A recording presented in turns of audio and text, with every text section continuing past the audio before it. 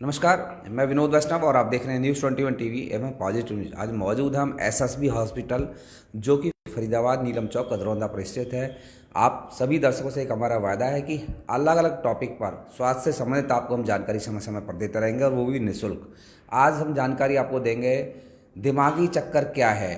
उन वरिष्ठ डॉक्टर हैं दिव्या गोयल, उनसे विस्तार से चर्चा करेंगे और विस्तार से वो बताएंगी कि दिमागी चक्कर किस किस प्रकार से होता है, क्योंकि दिमाग चक्कर कई प्रकार के होते हैं। तो विस्तार से बताने का काम करेंगे। आप देखते रहें, सुनते रहें और आपका अगर कोई सवाल हो तो नीचे आप कमेंट बॉक्स में डालें, आपका जवाब तुरंत दिया जाएगा। जी दिव्या जी, आपका स्वागत है। जी नमस्कार व्यूअर्स। आप वरिष्ठ डॉक्टर हैं एसएसबी हॉस्पिटल में। जी दिमागी चक्कर के बारे में बताएं, क्योंकि चक्कर कई प्रकार का होता है। जी देखिए, चक्कर एक बहुत ही कॉमन न्यूरोलॉजिकल प्रॉब्लम है जिसकी वजह से शायद हमारी 20% ओपीडी जो न्यूरोलॉजिकल ओपीडी है वो चक्करों से ग्रस्त लोग आते हैं। चक्कर बेसिकली दो प्रकार के होते हैं, एक जो हमारे कान से अराइज करते हैं, हमारे ईयर से, और दूसरे जो हमारे मस्तिष्क से, जो पीछे का हमारा ब्रेन होता है, उससे अराइज करते हैं। तो चक्कर की बीमारी बेसिकली ऐसा होता है कि या तो लोगों को अंधेरा आ जाता है आंखों के आगे, या फिर उनका सर गोल गोल चकराने लगता है। अलग अलग तरह के लक्षण आते हैं, जैसे कि कभी कभी लोग कहते हैं कि सर चकरा रहा है, कभी कभी लोग कहते हैं कि आसपास की चीज़ें चकरा रही हैं, कभी कभी लोग ये भी बोलते हैं कि जैसे ज़मीन ऊपर नीचे उठ रही है। तो इस तरह से अलग अलग तरह की सेंसेशंस चक्करों में आ सकती हैं। 90% से ज़्यादा चक्कर जो होते हैं वो कान की वजह से होते हैं, कि क्योंकि हमारा जो बैलेंस का ऑर्गन है वो कान भी है और हमारा मस्तिष्क भी है।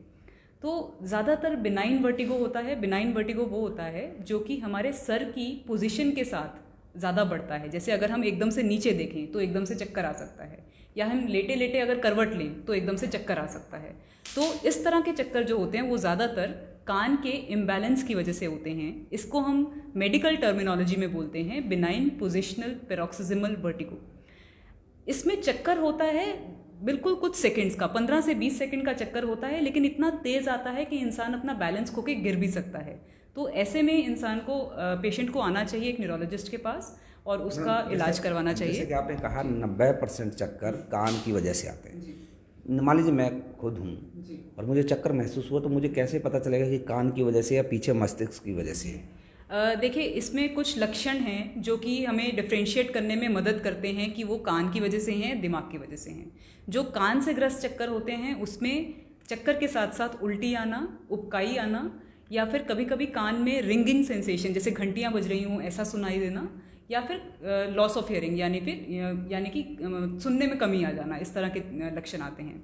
जबकि जो दिमाग से ग्रस्त चक्कर होते हैं उसमें अलग तरह के लक्षण आते हैं, जैसे कि चक्कर एक तो लंबी अवधि का होता है, जैसे 15-20 सेकंड में ख़त्म नहीं होता है, वो थोड़ा 1-2 मिनट तक या फिर ज़्यादा भी चल सकता है।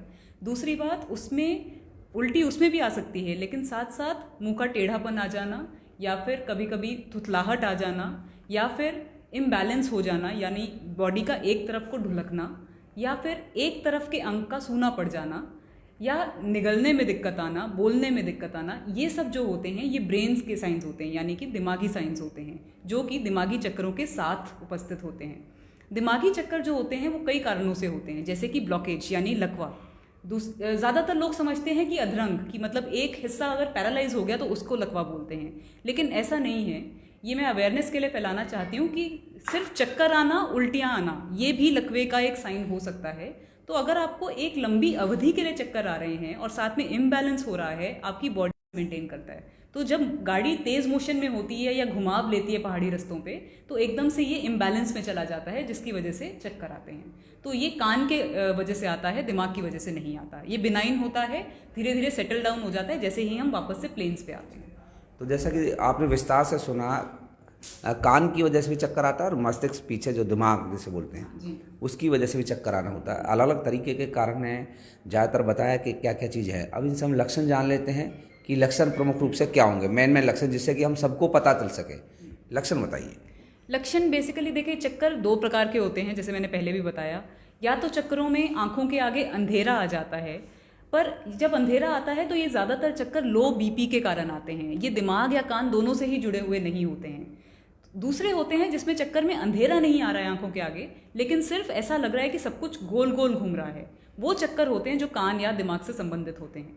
तो उसमें साथ में वही लक्षण आते हैं, जैसे कि जुबान में थुथलाहट आना, या फिर हाथ पैर में एकदम से सन्नाटा आ जाना, या फिर इम्बैलेंस होकर बॉडी का एक तरफ ढुलकना या निगलने में असक्षम हो जाना, बोलने में असक्षम हो जाना, ये सारे दिमागी लक्षण होते हैं। अच्छा दिव्या जी, लक्षण तो आपने बता दिए, कारण क्या क्या हो सकते हैं, मतलब कारण क्या है?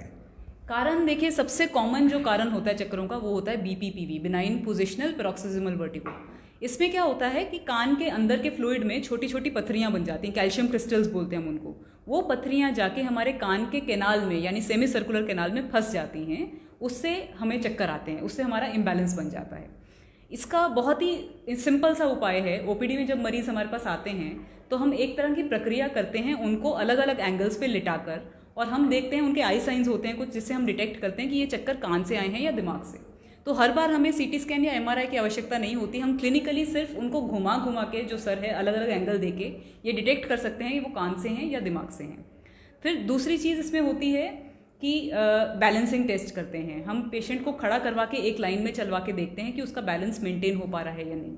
तो ये हम डिटेक्ट करते हैं। अगर बैलेंस मेंटेन नहीं हो पा रहा है तो वो ज़्यादातर दिमाग की वजह से होते हैं। बाकी हम इन्वेस्टिगेशंस करवाते हैं, जैसे कि CT स्कैन हो गया या MRI ब्रेन हो गया। इस तरह की इन्वेस्टिगेशंस में हमें पता लगता है कि दिमाग में कोई दिक्कत है या नहीं, कोई क्लॉट तो नहीं बना है जिसके कारण चक्कर आ रहे हैं। अच्छा दिव्या जी, एक चीज़ और है, कहीं ना कहीं डॉक्टर को भगवान का रूप समझा जाता था पहले, आज भी है, ऐसा नहीं है, लेकिन ज़्यादा धारणा आज ये हो गई कि सिर्फ डॉक्टर एक पैसे कमाने की मशीन है, उसे किसी के स्वास्थ्य से लेना देना कुछ नहीं है। ये आप भी बेहतर समझते होंगे क्योंकि जैसे आप भी समाज का एक हिस्सा हैं। इस पर क्या प्रतिक्रिया देना चाहिए आप? देखिए, बहुत फ़र्क पड़ा है पहले और अब के टाइम में। डेफिनेटली एक जो डॉक्टर्स की उस पर रेपुटेशन पे डेफिनेटली एक सवाल उठ रहा है। बट मैं यही बोलना चाहूँगी, देखिए ये हर एक प्रोफेशन के साथ वैलिड है। बिकॉज क्या है कि हाँ, डेफिनेटली कुछ ऐसे डॉक्टर्स हैं जो इस प्रोफेशन को बदनाम ज़रूर कर रहे हैं माल प्रैक्टिस करके, लेकिन मेजॉरिटी डॉक्टर्स अभी भी, देखिए 15 साल की पढ़ाई के बाद डेफिनेटली हमारे दिमाग में इतना तो हो जाता है कि समाज सेवा के लिए ही कुछ किया है। तो मैं ये बोलूँगी कि 90% डॉक्टर्स अभी भी वही हैं जो समाज सेवा ही करना चाहते हैं, अपने मरीजों को ठीक ही करना चाहते हैं। बाकी देखिए 8 से 10% जो लोग हैं वो करप्ट हो ही चुके हैं, वो हर प्रोफेशन की बात है। मैडम एक चीज़ और सवाल कि एक 20 लाख 25 लाख या 50 लाख करोड़ रुपए लगाकर एक डॉक्टर बनता है, या आप भी बेहतर समझते हैं कि मेडिकल लाइन बहुत महंगी है। फिर उसके बाद वो समाज सेवा कहीं ना कहीं मुझे जो लगता है, और समाज का एक हिस्सा मानता भी इस बात को बड़ी ईमानदारी से, कि सिर्फ वो सबसे पहले अपना पैसा रिकवर करना चाहता है कि भाई मैं 1 करोड़ रुपए लगा के या 50 लाख लगा के मैं डॉक्टर बना हूँ, तो सबसे पहले पैसा इकट्ठा करूँ। ये मैं आपको बताती हूँ। एक्चुअली ये बिल्कुल मैं दिव्या गोयल से बात नहीं कर रहा हूँ, एक आम नागरिक से, आम लड़की से बात कर रहा हूँ। मैं एक डॉक्टर की प्रतिनिधि बन के आपसे बात कर रही हूँ। देखिए, ये एक मिसकंसेप्शन है कि डॉक्टर की पढ़ाई में 25-50 लाख लग जाता है। ऐसा नहीं है। मेरी सारी पढ़ाई गवर्नमेंट कॉलेजेस से हुई है, ठीक है, और मैंने SMS जयपुर से अपनी DM न्यूरोलॉजी की है। हमारी सालाना फीस होती थी 625 रुपये। मैं आपको ये नेशनल TV पे बता रही हूँ, ठीक है। तो ऐसा नहीं है कि डॉक्टर्स की फ़ीस बहुत ज़्यादा होती है पढ़ने की, वो उन डॉक्टर्स की होती है जो अपना एग्ज़ाम एंट्रेंस पास नहीं कर पाते हैं और उस खाते में आते हैं, NRI सीट्स पे आते हैं। तो जो एबल है, जो केपेबल है पढ़ने के लिए, उसकी पढ़ाई ऑलमोस्ट मुफ्त होती है। तो ये बहुत बड़ा मिसकंसेप्शन है कि डॉक्टरी में दिव्या गोयल मुफ्त इलाज करेंगी? हाँ बिल्कुल। मैं कई NGOs से जुड़ी हुई हूँ, ठीक है। मैं बहुत सारे डोनेशंस भी करती हूँ, जो देखिए मेरे बस में है मैं वो सब कुछ करती हूँ। इसके अलावा ज़्यादा जागरूकता फैलाने में मुझे इम्पोर्टेंस लगती है। बिकॉज देखिए, सिर्फ और सिर्फ डोनेशन से सारी बात नहीं बनती है। लोगों को जब तक जागरूकता नहीं आएगी, जब तक वो खुद नहीं समझेंगे कि किस चीज़ के लिए कहाँ जाना है, किस डॉक्टर से मिलना है और उनकी कितनी बात माननी है और कितनी नहीं। देखिए आजकल क्या है, इंटरनेट का ज़माना है। लोग पहले ही गूगल पे सब कुछ सर्च करके हमारे पास आते हैं, ठीक है। तो पहली मेरी हिदायत ये है कि half the knowledge is very very dangerous. तो अपनी नॉलेज बढ़ाएं, लेकिन एक एक्सपर्ट से कंसल्ट करके बढ़ाएं। सिर्फ इंटरनेट पे यकीन ना कीजिए, बिकॉज आप उस हिसाब से नहीं समझ सकते मेडिकल टर्मिनोलॉजी जो एक डॉक्टर आपको समझा सकता है, ठीक है। दूसरी बात, हाँ जी, दूसरी बात, ऐसा नहीं है कि मेडिकल प्रोफेशन में इतनी ज़्यादा करप्शन है। ज़्यादातर डॉक्टर्स अभी भी अच्छे दिल के हैं और आपकी सेवा के लिए ही बैठे हैं। तो प्लीज़ उन पर यकीन करना सीखिए। नो डाउट आपका उनसे प्रश्न करने का पूरा अधिकार है, तो उनसे कम्युनिकेशन बढ़ाएं, प्रश्न कीजिए, उसका जवाब। कई बार तो डॉक्टर भी ये कह देता है डॉक्टर मैं हूँ, तुम इतना सवाल क्यों कर रहे हो? हाँ, आपने ऐसा देखा भी होगा शायद। बिल्कुल बिल्कुल। ये प्रक्रिया बहुत ही गलत प्रक्रिया है। जब तक डॉक्टर पेशेंट को समझा नहीं सकता कि उसको क्या बीमारी है और उसमें क्या रिक्वायर्ड है, तो उसका काम अधूरा है। तो इस चीज़ को मैं बिल्कुल सपोर्ट नहीं करती अगर कोई डॉक्टर अपने पेशेंट से ऐसे पेश आता है। पेशेंट या उसके जो परिवारजन हैं, क्या उनको पूरा अधिकार है जानने का कि हमारे पेशेंट को क्या दवाई दी गई है, बिल्कुल। कितना इलाज हो रहा है? मान लीजिए कि एडमिट हो गया आपके पास, तो क्या जानने का अधिकार है उसको पूरा? जी जी, लेकिन डॉक्टर बताने को राजी नहीं होते। मैं बताती हूँ। देखिए मुझे मैं सबसे आप सुनिए, मैं दिव्या जी वो पूछना चाह रहा हूँ कि हम डॉक्टर के खिलाफ क्या कर सकते हैं ऐसे मामले में, वो भी आपसे जानना चाह रहा हूँ। देखिए मैं थोड़ा सा अहिंसा पसंद इंसान हूँ तो मुझे ऐसा लगता है कि जो चीज़ें प्रेम भाव से ठीक हो सकती हैं, टैकल की जा सकती हैं, उनको उसी तरह करना चाहिए। डॉक्टर्स व्यस्त होते हैं, उनके पास पेशेंट्स बहुत सारे होते हैं, इसलिए ज़्यादातर वो थोड़ा सा डिनाई कर देते हैं कि बाद में बात कर लेंगे या फिर किसी तरह उनको टाल देते हैं।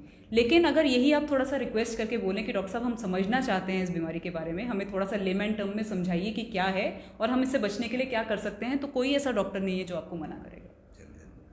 तो जैसा कि एसएसबी हॉस्पिटल फरीदाबाद नीलम चौक अजरौंदा स्थित है, इन्होंने बेहतर स्वास्थ्य सेवाएं देने के लिए प्रतिबद्ध है। इन्होंने कई बार ऑन कैमरा कहा है, अलग अलग डॉक्टर्स ने कहा है कि हम जागरूकता के लिए हमेशा तैयार हैं, जनता के साथ हैं। अगर कोई स्वास्थ्य संबंधित कोई जानकारी चाहता है आपके माध्यम से, आपके चैनल के माध्यम से, तो निःशुल्क सारी चीज़ें बताई जाएंगी। दूसरा, इनसे अंत में एक सवाल और कर लेते हैं कि मैडम एसएसबी हॉस्पिटल में दिमागी बीमारियों से संबंधित उच्च स्तरीय स्वास्थ्य सेवा देने के लिए क्या क्या चीज़ें उपलब्ध हैं, मतलब मेडिकल लाइन में आप समझाना चाहें और दर्शक जिस तरीके से समझ सकें उस तरीके से आप बताएं। मतलब क्यों हम एसएसबी हॉस्पिटल आएँ, क्यों दिव्या गोयल से हम दवाई लें, उसका आप बताएं। देखिए एक्चुअली सवाल एसएसबी हॉस्पिटल या किसी और हॉस्पिटल का नहीं है, सवाल है जागरूकता का। मैं हरियाणा में मुझे आए ज़्यादा टाइम नहीं हुआ, लेकिन मैं देख रही हूँ कि लोग ज़्यादा जागरूक नहीं है बीमारियों को लेकर। ठीक है, अब जैसे लकवा है, बहुत बड़ी बीमारी है, दिमाग में ब्लॉकेज हो जाती है, अधरंग हो जाती है। चक्कर है, बड़ी बीमारी है, क्योंकि वो भी लकवे से हो सकता है। तो लोग टाइम से आते नहीं हैं। ठीक है, एसएसबी में ये सुविधा है कि मैं आपको ये बता सकती हूँ कि आपकी बीमारियाँ क्यों हुई हैं। ठीक है, हमारे पास सीटी स्कैन्स, एमआरआई जैसी मशीन्स उपलब्ध हैं जिससे आपके स्कैन्स हो सकते हैं। हमारे पास अच्छे से अच्छी टीम उपलब्ध है जो आपको जागरूक कर सकती है इन बीमारियों के बारे में। लेकिन अल्टीमेटली ये जनता पर जो है, ये सारा ओनस जनता का है कि वो अपने लक्षणों को कितना सीरियस लेना चाहती है और कितनी जल्दी वो डॉक्टर को दिखाना चाहती है। क्योंकि जितना लेट आप करेंगे उतनी बीमारी बढ़ती है, उतना हमारे लिए काम मुश्किल हो जाता है। तो ऑल आई वॉन्ट टू से इज़ कि अपने लक्षणों के लिए सतर्क रहें।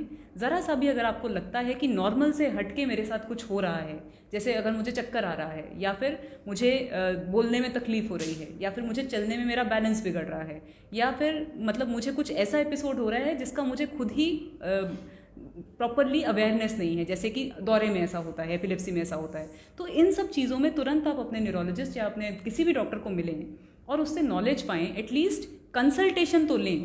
दवाई लेना ना लेना उसके बाद की बात है, लेकिन एक बार एक्सपर्ट कंसल्टेशन लेके अपनी बीमारी के बारे में समझिए। आई एम श्योर कोई भी डॉक्टर ऐसा नहीं होगा जो आपको डिनाई करेगा। जी धन्यवाद। तो जैसा कि आपने डॉक्टर दिव्या गोयल को सुना विस्तार से, दिमागी चक्कर क्या है, दिमाग की बीमारियाँ क्या क्या हो सकती है, उनके लक्षण क्या हैं, उपाय क्या हैं। तीसरा, एसएसबी हॉस्पिटल में क्या उच्च स्तरीय स्वास्थ्य सेवाएं देने का ये वादा करते हैं, वो सारी चीज़ें इन्होंने बताई हैं। फिर भी अगर किसी का कोई सवाल रह गया हो दिमागी चक्कर से लेकर के, तो अब वो आप हमसे संपर्क कर सकते हैं। आप सभी को एक नीचे नंबर दिखाई दे रहा होगा, सीधे आप हमें कॉल करें। आपकी जो भी बीमारी होगी उसका ऑनलाइन हम आपको उपाय बताने का कार्य करेंगे डॉक्टर दिव्या गोयल के द्वारा। धन्यवाद।